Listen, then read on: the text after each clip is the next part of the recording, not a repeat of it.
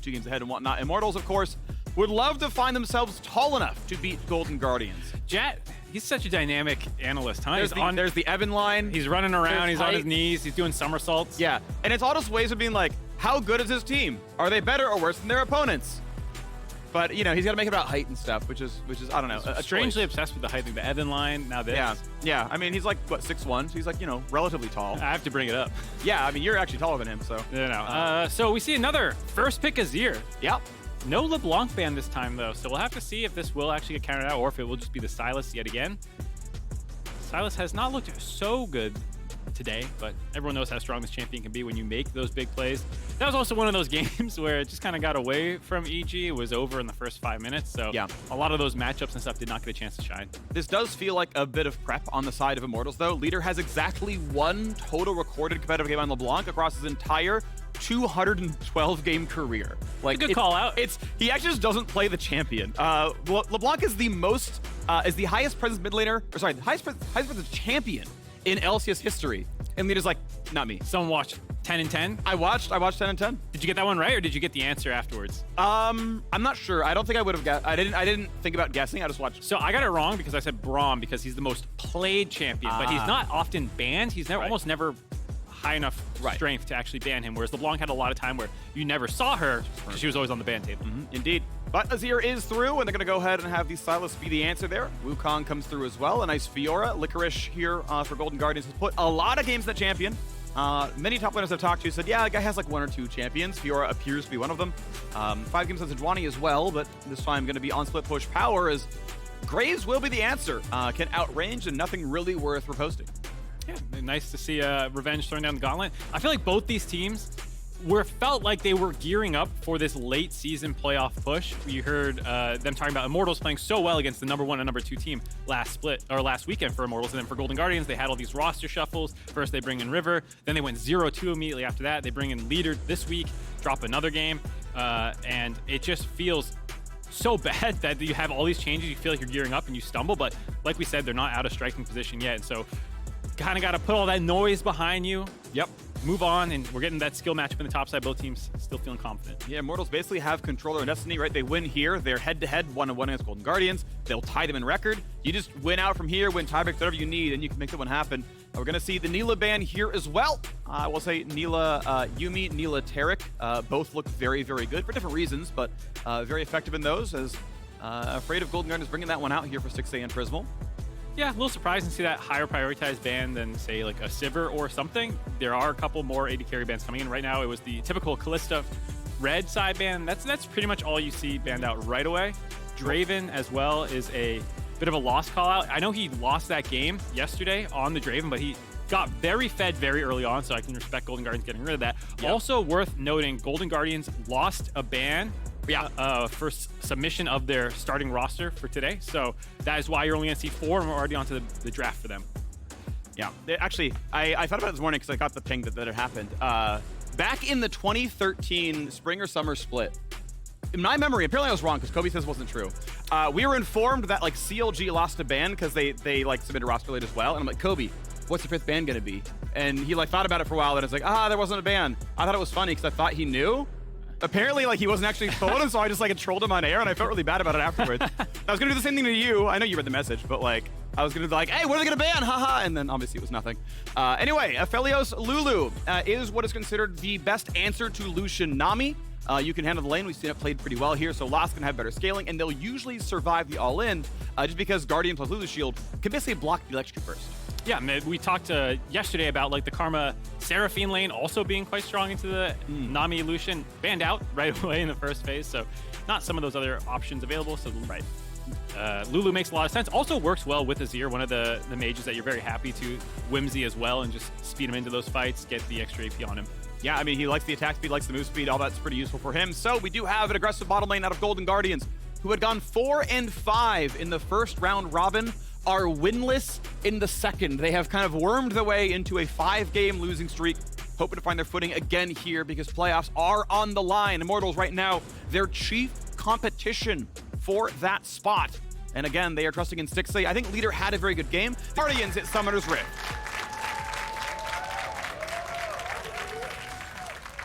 Golden Guardians heading out into the Rift. Kenvi as well. You heard him talking about having to learn to play around his laners. And it's something that he was someone who has been stepping up a little bit and having to get to know PoE and Revenge and whatnot. Yeah, well, PowerOfEvil himself is going to give us a word on the power of shot calling.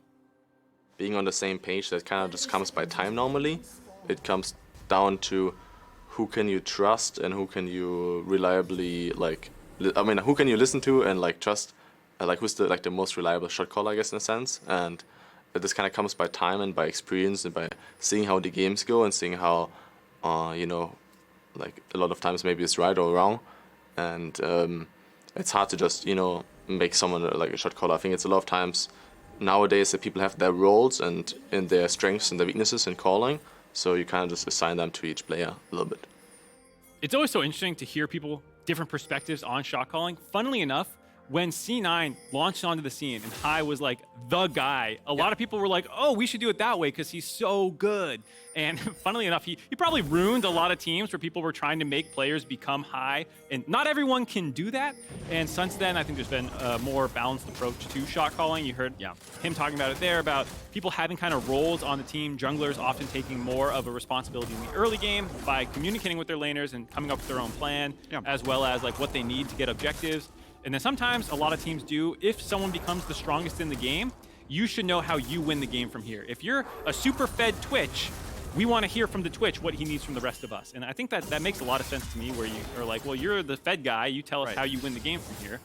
But that can also sometimes lead to situations where people have to start trusting calls that they're not normally listening to. And it's always a messy situation with exactly how shot calling works. And everyone has their own like ability to have instincts around what the game is like. I think back to CLG's win, where like that is a game that no one's really played like before, where we're 7 dragons in and there's a Baron dance and a top dead inhibitor, and it's like, oh no, CLG made the call to TP top lane, wait 10 seconds, then TP mid lane, and that killed the Nexus. And it's like, does every player have the instincts to get that one correct? No, right? Like it's a tight call. They almost lost that one.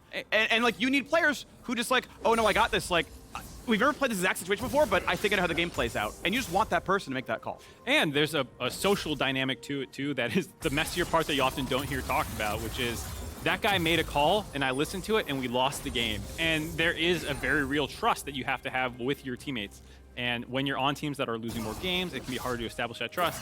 And I think that's why it's really cool to see some teams like CLG who are just so all in on the same page because they trust each other's calls. Yeah, it's really cool to see. We got a really heavy trade down the mid lane, leader down 100 HP, and we've got a jungler coming around as well. The flash!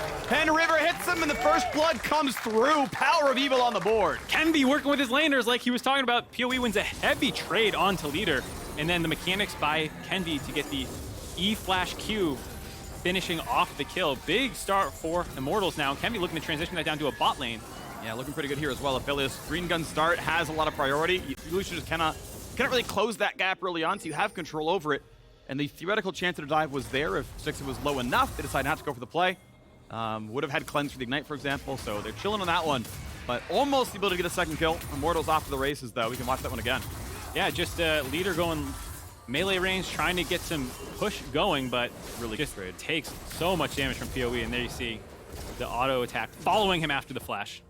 Yeah, so always sucks to lose your flash and still die. Just, hey, flash earlier or don't flash at all. You get, a better version of what happened right now. So sucks to get the worst of all worlds, but leader will have to try to find his way back into this game. TP back in.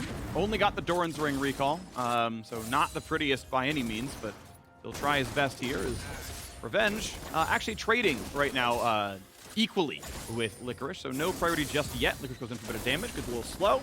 Second Q's up in a second, but not in range to get the second vital.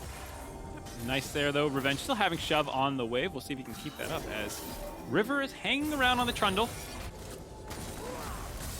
He's gonna find a slow, the flash in for a bit more. Revenge, when is he gonna flash away? Because they want a pillar afterwards, and he knows he's never gonna get out from this one, and they find the kill. I love it. Save the pillar, make him burn the flash, then lock him down to have the damage. And I like Revenge's decision to not burn that flash. You are going to be largely on the weak side.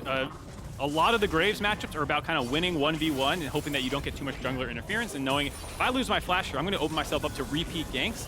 So it kind of gives the first blood over, but I think probably the right call in the end. But nice gank there by River, who a lot of people had high expectations when he came over to Golden Guardians. Yeah. He's going to revitalize this team. He's going to stop that slide like you were talking about, and it continued. And now him on Trundle is not necessarily what you expect. We talk about the J4 for him, a lot of proactive junglers, but still finding these ganks and helping Licorice maybe get an advantage now in this matchup. And he was terrific on that Jarvan yesterday. He was insane, to be He fair. was like 6-1-3 in a losing game at one point. Lost has to flash away. The pillar required on that one, but hey, good job. Double summoners out of the Immortals bot lane.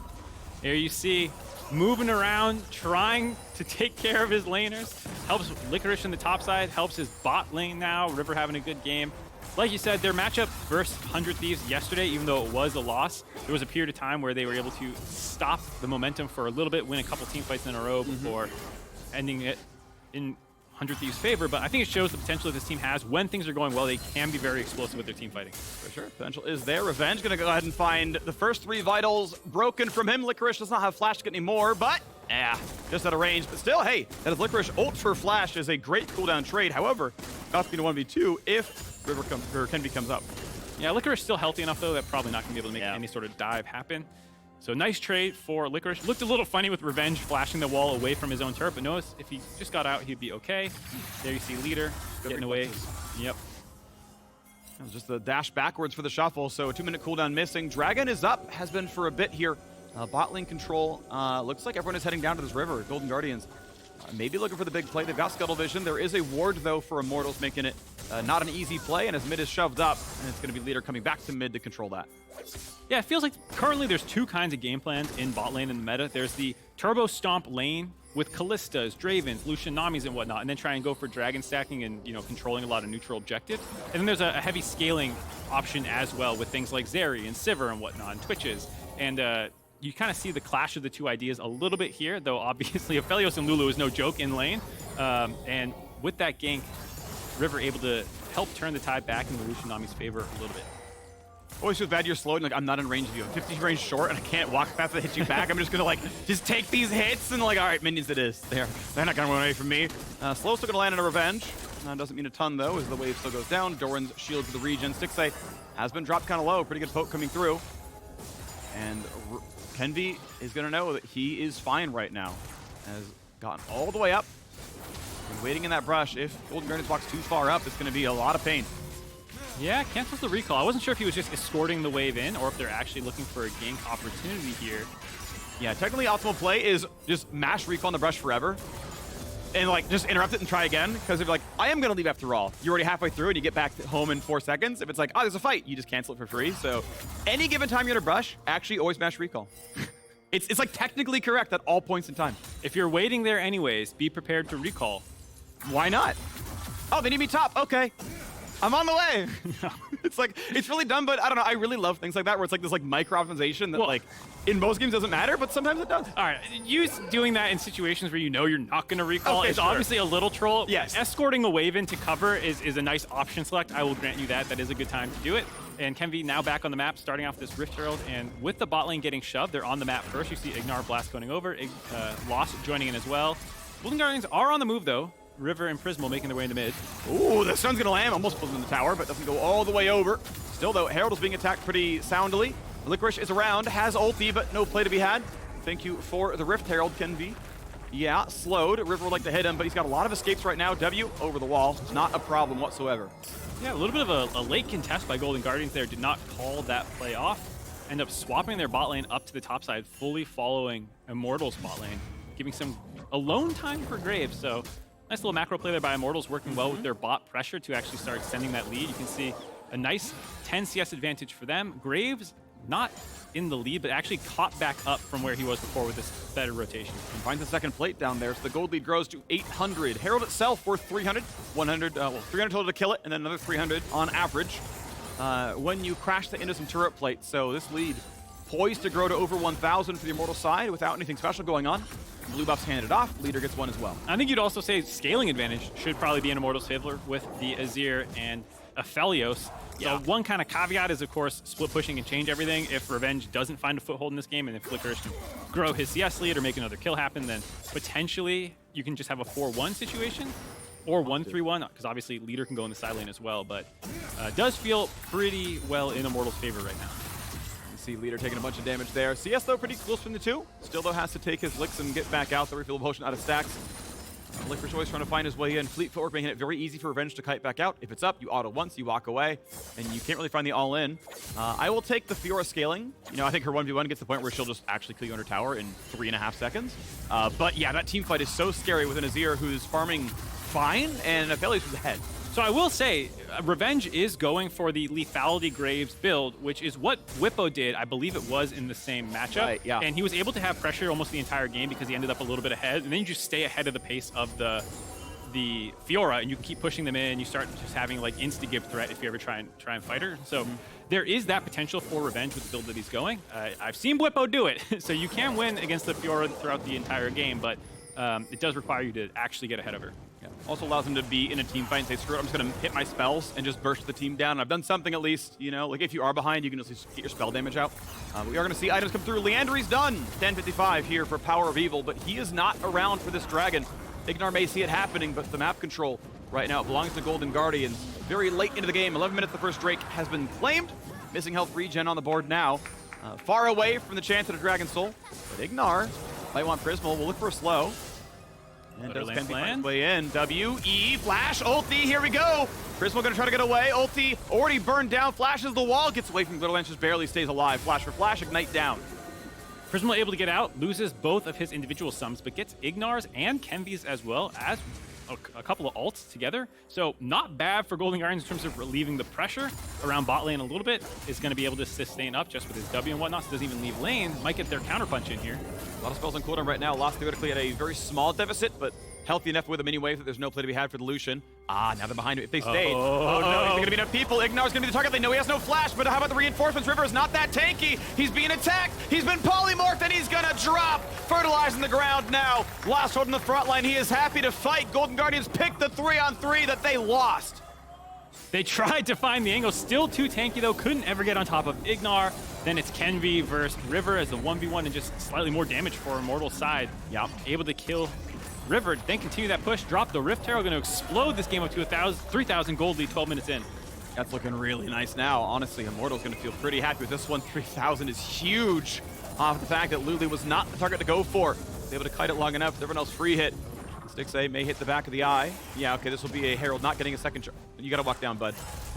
I mean, he should be able to get it. He's going to get it. Okay. He's going to get it. I was just nervous that he's like going to, I don't know, screw it up somehow, but he's fine. All right, we got to watch that fight again from Immortal's side. Let's hear it. We look for one more time. Actually, literally 3 ping words, guys. I mean, it's just kind of one shot, no? Just one shot. Just Oh, one there he is. I'm running, but Sylas first. I'm running safe, mate. I'm running safe. We win. I'm same time as Sylas. Survive, Ken. Survive for Rift. Survive for Rift. I'm shield. Yes, I'm running safe. Sylas left side. Okay, Sylas left side. Okay, back now. I'm here now. Okay, go. I love Revenge throwing in his comms from top lane. I didn't even hear it. You know, he was the one who was saying Ken survived for Rift. He was telling Kenvi to not go too aggressive. So Revenge got eagle eyes on the map. He's like, who cares about my 1v1? There's a fight in the bot lane I gotta watch. Yeah. Also had TP, so I'm sure he was looking specifically to see if I should be TPing in. Yeah, down to the bot lane turret and like, I'll walk up there, don't worry. See you soon. Never mind. I actually really like Pee-wee's comms though. Like, just nothing but praise for the fact that, like, okay, I'm moving, but they're mids first. Like, that's exactly what I want to hear. I didn't feel like he was too cluttered. Like, just knowing roam timers, honestly, you're busy fighting a 3-on-3. Like, you are not tracking minimap mid, right? Like, you just don't have that attention available. And so the fact that I was like, hey, by the way, Sylas is here before me, very useful to know. So I want to give praise to Pee-wee for good comms. Yeah, as well as Ignar saying, I'm fine. You know, when they jumped on him, he said, I can get out of here, and so that they can feel confident fighting it. Very, very well done by Immortals to win that little skirmish in the bot side. Now we get the minions to drop down. Plate will drop. And at 14 minutes, a 3.1 thousand gold lead. The Golden Guardians plummet continues as they've been... And it's not just, oh, the fights went bad. Like, it's 2-1 in kills. Like, it's not that bad. But everything else is just entirely IMT. Licorice tries again, lands an auto attack, and can get nothing done here against Revenge. No, and like you said, it's not just about the gold lead at the death. It's about how the team comps want to function. The fact that your bot side kind of counterpick, which they say for the end of their draft, is not really ahead, fell 20 CS behind, turned down. The top side matchup, it was counterpicked by Immortals, and while Licorice has done a good job individually, it's not enough to really give you any substantial pressure on the map or even a way to play this game out. So, you know, Immortals might take it a little slow from here because I think they're very confident in their scaling and they just want to play around neutral objectives. And so it's the onus is on Golden Guardians to feel, here we go, make something happen like this. 4v1. What are they going to get for it? Because second Herald is alive. It's being attacked right now, I believe. But now Revenge, Yeah, full MO4. Like, you actually can't live this. No one has TP. Tidal wave to make sure it really happens. Here comes the dive. River holds aggro, just sort of sits there at the edge of the range, and they get the kill, but Prismal somehow takes the kill. The man needed to stop hitting, I gotta believe. Bloodthirsty. You hear Krobly talking about it in the Champions Queue games on the Lulu, the 14 kill, whatever it was, 25 Magi stacks. Not in LCS, please. Yeah, that is rough. You really want that money to go on either the Sylas or the Fiora. I mean, it's a really minor thing. It's not going to change the game very much, but a very minor thing lost there. Golden Guardians get a kill. They get one thing back for the Herald. Keep in mind, again, Herald, 300 gold in and of itself. Top lane outer, left alone, that's 500 gold in and of itself. And though Golden Guardians make a move, Immortals get far more. Yeah, the fact that they can't get that turret in the bot side is very painful. You see the TP coming in. River's still around. They could go for a second dive, but it looks like too many other people have reset on the map already. And Revenge clears that wave out to protect his turret.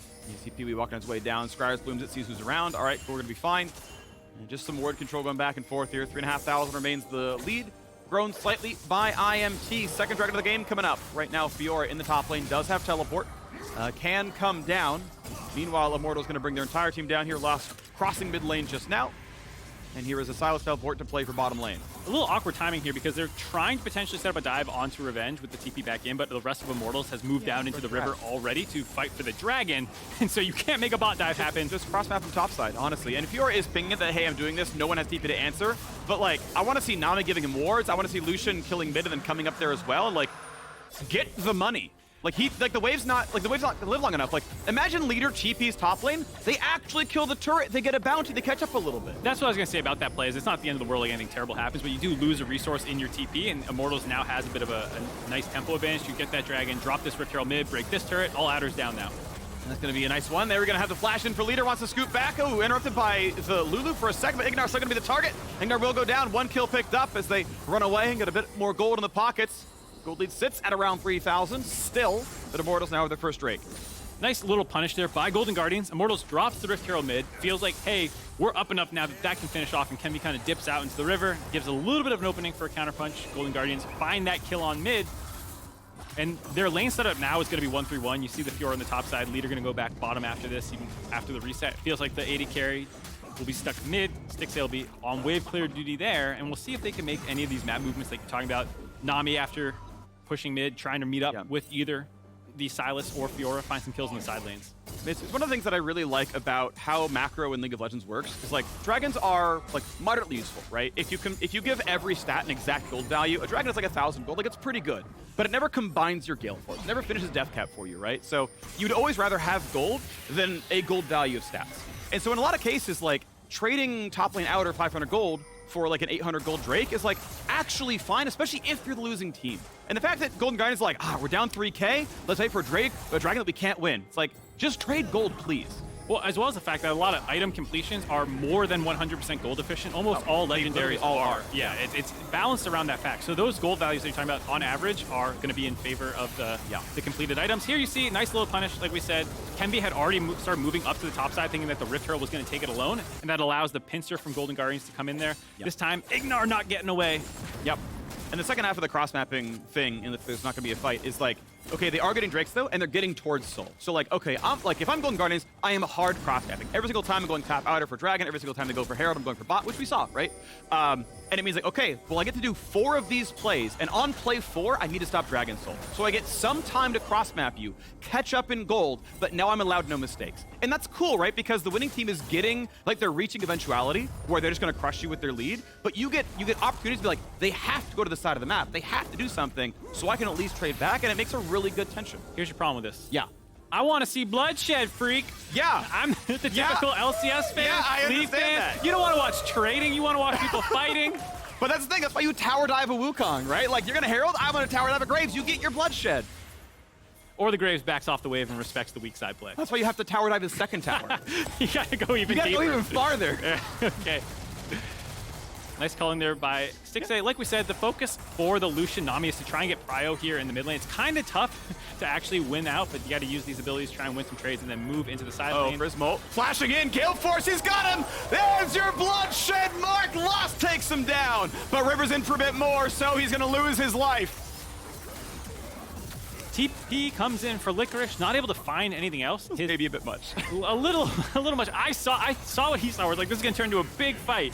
But his ultimate, I think the person like died in the middle of the cast or something because I didn't see the Fiora circle go down, but it's on cooldown. So I'm not quite sure what happened. Never there. popped the vital on anyone he hit. Yeah. Yeah. So I think it just like fizzled out, and then he didn't have his ult for the rest of the fight. And I think that's why you saw Golden Guardians kind of disengage from that. It's like, okay, we just used a fair amount of resources to trade that back. So once again, they find these kills. They've actually gotten up in kills in this game. You can see Golden Guardians worming their way back in, doing exactly what you're talking about. As much as I was maligning it, and we got kills. They're getting kills. They're cross-mapping. They're finding these opportunities where Immortals, thinking that they can punish mid, just go a little too aggressive. And this is what the 1-3-1 wants to do, is being able to kind of divide and conquer and collapse in faster than the enemy team. Well, 20 CS lead for Licorice on this Fiora on his first large item there. Ignar's going to be fast enough to not get caught by anything. River cannot really get the pillar as he needs it. And 2 items in for Stixxay. Has skipped boot upgrade to get his rapid fire cannon in. You can watch that engage from Lost again. Yeah, so Stixxay, after burning his ultimate, trying to just get some pre-chunks so that they can kind of get the shove here. Didn't get enough damage down, and Lost, to his credit, has been a lot more aggressive after that kind of break that they had in the LCS here. Landing that ult, Gale Force Flash Auto with that many Chakrams stacked up absolutely destroys him. Only problem is now you use all your abilities to go in, and the rest of Golden Guardians was there to punish. But I like the aggressive mindset we're seeing out of him. He's also going the Collector, kind of wanting to one-shot people. Not many tanks other than the Trundle, and you're probably just saying, I don't want to be hitting Trundle. So he's going to have to continue playing aggressive to find the other melee champions. I mean, that's the thing about Lulu, right? The move speed gives you target access, and we saw it there. The Gale Force go for squishy angle is there. The typical build for Aphelios is still maxing your lethality upgrade second, so that really does scale it pretty nicely.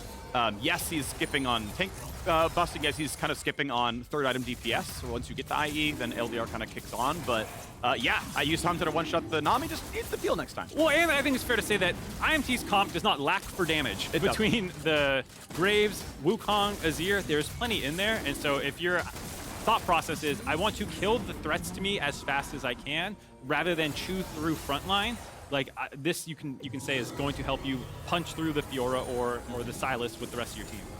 Alrighty, so we move forward. Now, worth noting that, of course, Immortals have gotten 2 Drakes in a row now, and you can kind of look at the fact that really this team is very happy with the stats out of the Hextech Drake. It's one of the weird ones where it's like, you don't often want attack speed and ability haste, but then you look at like, well, Graves, Wukong, Azir, they all really like both those stats. We got some really good dragons, you know, with how many stats it's given. So that's one of the weird things about Drakes is it's going to really depend on team comp how much you like it, but Immortals really likes it. So they stack those up. Golden Guards have worked back 1,000 of the gold lead. They're certainly still behind, but they've got 9 minutes still to try to work that back before they have to fight for soul. And they also still have some standing turrets up. You see it's 3 turrets to 1 in favor of Immortal. So if Golden Guardians can ever find one of these plays onto a side lane or get a substantial fight in mid lane, then you can actually grab some more turret gold back as well. They have some standing gold to catapult them back ahead if they can find a definitive win. Wukong's gonna knock that one down and say, hey, it's a ward, I can kill that. And the camp is taken, so Kenvi's farm doing quite well, up a solid 22. Gonna be up a little bit more afterwards, so a nice 6 camp lead now for the Wukong. As leader just catches his farm. Now he's got pretty good CS, honestly, 260, 23 minutes. Around 11 per minute is definitely a nice clip here, as everyone else kind of catches up here as well. And bot lane goes down, so Licorice, now that he's got some lifesteal, has the wave clear, has sustain, and is able to actually get lane pressure. You can see Immortals moving down to try and do something about this. 1v3. Yeah. So there's the Shirelles, there's the pop-in, a lot of slows. Polymorph could make it an easy scoop, and they're gonna get it indeed. Finally gets the riposte across, but he will die. Really nicely done. Guarantees with the Whimsy. He knows he can scoop, and the 1-for-0 Immortals get the gold back up to 1.7k. It is post 20 minutes, so Golden Guardians do dip into the top river to try and be like, whoa, my Baron, but they don't have enough of a threat to actually make Golden Guardians, or excuse me, Immortals react to that one. So nice kill onto Licorice. And like you said, he does have a lot of sustain. You have the Chempunk Chainsword combined already, Chumchunk Chainsword. Yeah, that's good. That's the new name of the item. Yeah, it's gonna cut the healing a little bit, but it's always a funny thing to talk about, like, is this the best thing for you? Because if he's healing, do you cut it enough to actually kill him, or should you prioritize burst and hope that you land some CC and then 100 to 0 with other items? The nice thing is it's still a pretty respectable amount of AD. It's not like he can like go for an Infinity Edge kind of item that's pure damage, so I think it's pretty respectable. Yeah. That in the average case, he will be hitting some vitals, so I think it's pretty reasonable. He's gonna heal a little bit. He will Gore Drinker at some point. Yeah, yeah. No, I like a lot of the healing debuff items that is so much sustain. They did nerf a lot of the sustain in the game with this latest patch, but a lot of the champions ended up still bring a lot. Ult for ult. Licorice needs to get this Q into range. Doesn't get the reset. He was close to it, but didn't have it there, so I think it's a bit more move speed. Cannot quite keep up with Revenge on the way out. But yeah, the first one hits, he can go for a lot more. Reinforcements were coming. 2 minutes till the next Dragon comes up. 2.2k still the lead for Immortals as they move towards a Hextech Soul. Golden Guardians only got the 1 to their name as they wait and look to scale. We've got a Wukong up from behind. Licorice, can he outplay the next knockup here? His ulti's already down, does not guess the riposte timer at any point in time here. Lower and lower, gets the Gore Drinker, gets out, ulti burned, survival for Licorice. All right, Licorice baits that ult, gets a lot of resources thrown his way yet again. The Gore Drinker keeps him up. A minute and a half before Dragon, Kenvi ult should be back available for that, so we'll see if Golden Guardians want to contest or if they're going to keep going for these trades. Like you said, this is another opportunity for a cross map if they decide not to try and stop the Dragon stacking of Immortals. I will say, with the buffs that came in for Dragons, there is more of an impetus to stopping them early because they give substantial stat benefits. Like you said, the fact that a lot of Immortals champions are double dipping into the stats that Hextech is giving in particular. I think there's a good case to make that at 1.5k-ish advantage in Immortals' favor, that this might be the time to fight. Absolutely, I think I agree with that one. As Lost is going to grab a red buff, though, it's a nice power spike to have. One of the best parts about this, actually, since no one really runs, I mean, Red Hunter doesn't exist anymore, and Legend Bloodline doesn't get taken all that much either, that you really like the out-of-combat regen of red buff. Like, you'll just get randomly chipped by something, and it's like, I'm just gonna get 2/3 forever, because I have no, like, it's so inefficient to buy lifesteal, but those are so expensive, 3,400, that you're like, I would like some regen, please, and red buff does that for you. Yeah, also, just having a Vamp Scepter sitting in your inventory feels really bad when you're trying to get to your second and third item completion, so yeah, red buff. The healing is not negligible. Very helpful in the late game. It's why we were seeing BT second on Aphelios some, because people are like, I really need sustain at some point, and they were just like, screw it, we'll just buy it second. We'll just have like the slowest build ever, but we're gonna not die. The leader wants to cut the wave a little bit and find their way towards a push maybe as Immortals go for broken mid lane, but with Fog of War, they could try to delete this, and now, with the vision the way it is, you can see Immortals now look for a Baron opportunity, but a ward to the back of the pit. They're gonna spot that Immortals are rushing for it, so it's time to turn around. Nami and Lucian are on the way there, but can they get in range in time, because it's still burning down this Baron. River will be here, he's got a blast plant, he's got vision, here's the TP, flash! Cannot quite get it, let's down Immortals in this fight. Go mid. Dragon's still up. I'm watching. Dragon's still up. Yeah, watch this in. Tristan's going deep. Okay. Kill this guy. I got you. Come in. That's it's the only comm you can go for there. Oh, I gotta say, PoE absolutely made a monster play, though, despite the little hiccup of taking the turret shot right at the end and dying. Maybe goes from a game end to just a mid inhibitor, but you heard how crazy he was going. Even his team was like, oh my god, Tristan, you're in there. Yeah, he's gonna be okay for now. Careful, leader into 1k, but it's jumped back to the turret. And yeah, with that, they say, okay, we're gonna Hex Gate back out. We'll take our third Drake. Could have looked for the win. Yes, an overstep, sure, but they're still going to get a lot out of this Baron and now the Dragon as well towards Soul Point. Really good decision-making by Immortals as well, putting so much pressure on the Baron that Golden Guardians didn't even finish this Dragon, so they're able to continue their stacking as well. River just had to flash into the pit alone, not able to get that secure. A nice kind of, it's not really a flip, heavily weighted in Immortals' favor with 5 people hitting the Baron plus your own smite. Of course, not surprised to see it go in their favor. And then the peel off as well.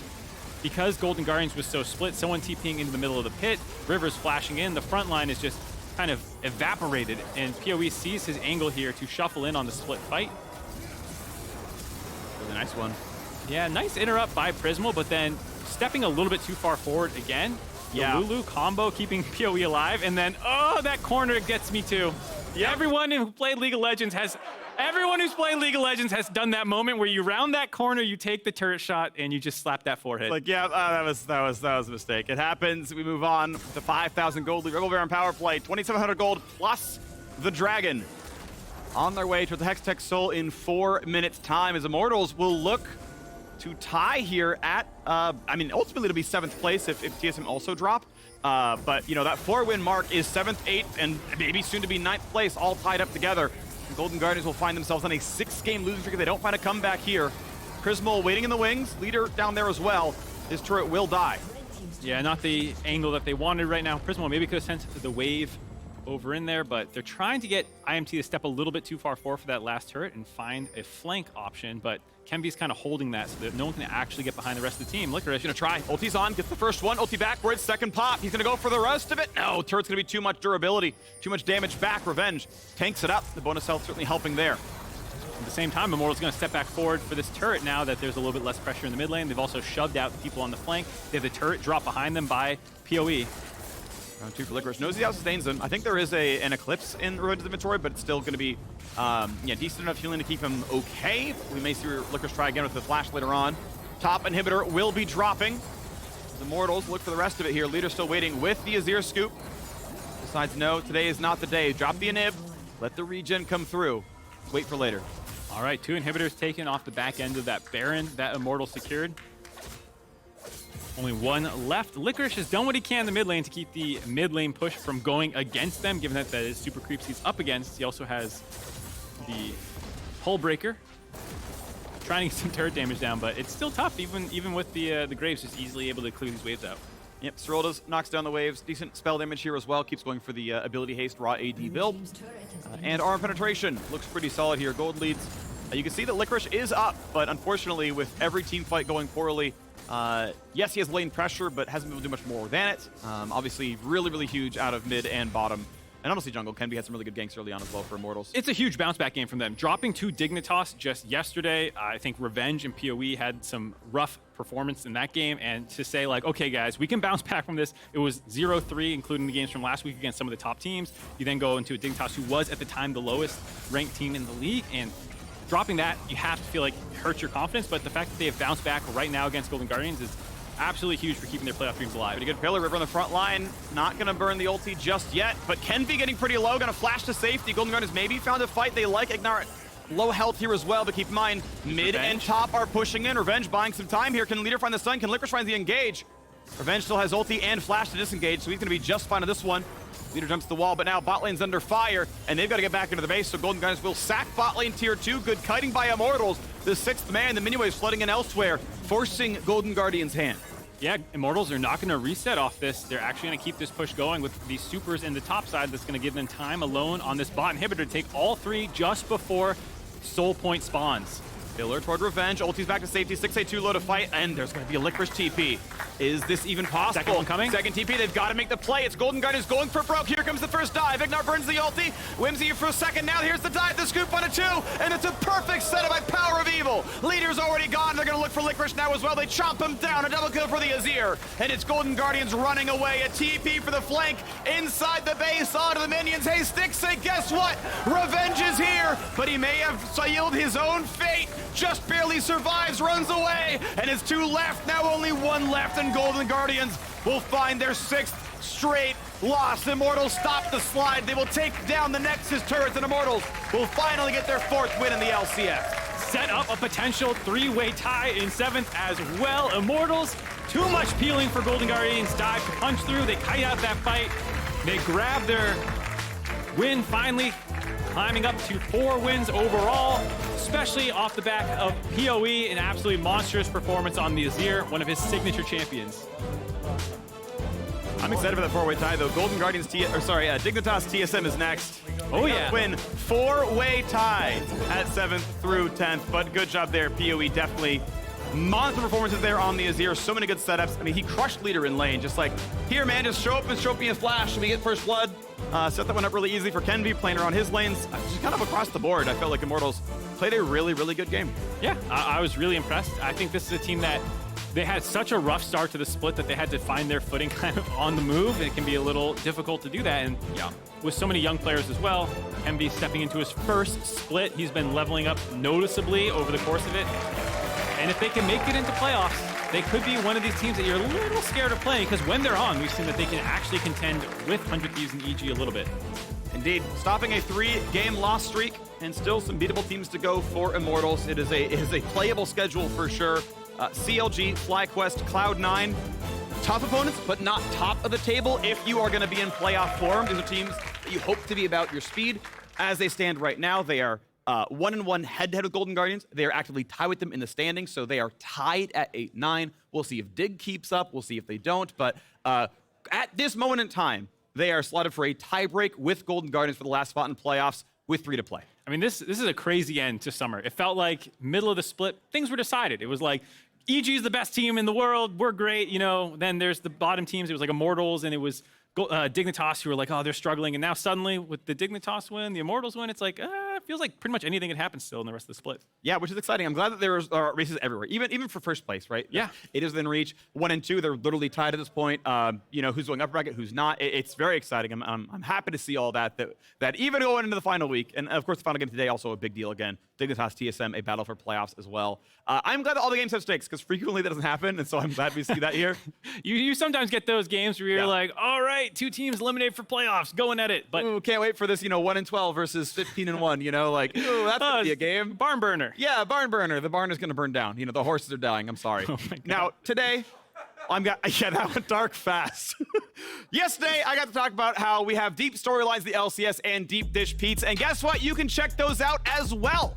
And I'm going to talk about it because you can get these things in Chicago with us at the United Center in September as we crown our next LCS champions. As always, you can check out the LCS official Twitter account for your direct links to grab your tickets. And we're going to be joining the Tigers on stage with PowerOfEvil